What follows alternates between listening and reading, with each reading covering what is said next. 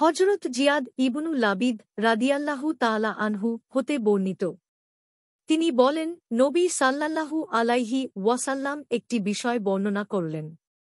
অতঃপর তিনি সাল্লাল্লাহু আলাইহি ওয়াসাল্লাম বললেন, সেটা ইলম উঠে যাওয়ার সময় সংঘটিত হবে। তখন আমি বললাম, হে আল্লাহর রসূল, কিরূপে ইলম উঠে যাবে?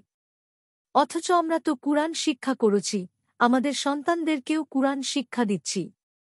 আমাদের সন্তানগণ কিয়ামত অবধি তাদের সন্তান-সন্ততিদেরকে কুরআন শিক্ষা দিতে থাকবে। তিনি সাল্লাল্লাহু আলাইহি ওয়াসাল্লাম বললেন, জিয়াদ, তোমার মা তোমাকে হারিয়ে ফেলুক। আমি তো তোমাকে মদিনার একজন বিজ্ঞ ও জ্ঞানী ব্যক্তি বলেই মনে করতাম। এসব ইয়াহুদী ও নাসারাগণ কি তাওরাত ও ইনজিল পড়ছে না?